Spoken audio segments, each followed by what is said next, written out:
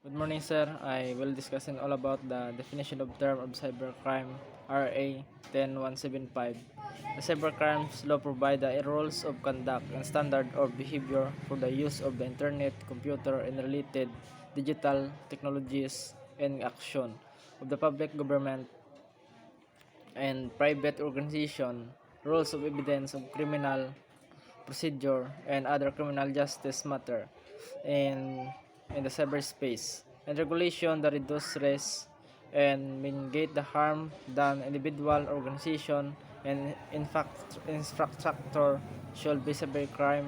Accordingly, the cybercrime law include substantive, procedural, and presentative law. Its arm of address to legal issues, coordinately online instructor, and the internet in the Philippines among the cybercrime offenses included in the bills are cybercrime and cyber-sex, child pornography, identity theft, illegal access to data, and libel. Ang cybercrime kanang naghatag isang patakaran sa standard sa mga behavior sa nagagamit sa internet, computer, or digital technologies. Mga may patakaran nga kag mga kriminal nga ginahimo kag mga hustisya sa cyberspace kag mga regulasyon nga para mabuhinan ang mga delikado nga maging safe kita sa paggamit sang computer or other technology. No, including ang cybercrime offenses, cyber squirting, cyber sex, child pornography, identity theft, and illegal access to data and libel. What is cybersquatting? Cybersquatting is referred to the unauthorized registration and use of internet domain names that are identical, similar to the trademark, service, and mark company names or personal names.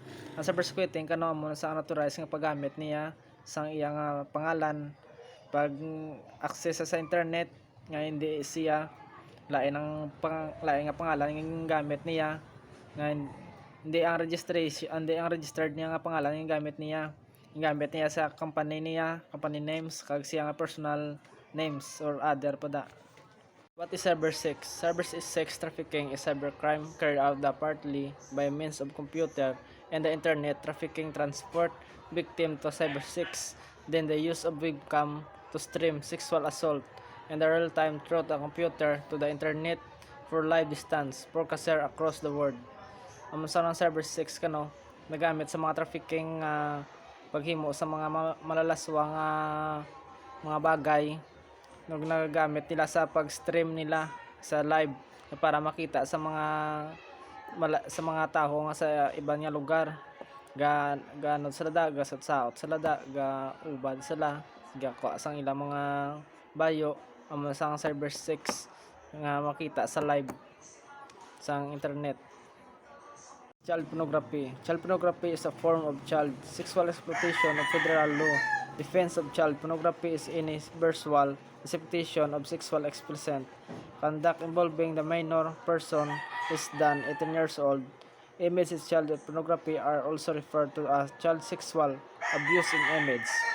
Sa mga bata nga less than 18 years old, ginaintra sila sa pornography, gina-stream sila para makita sang iban o kon para makwartahan.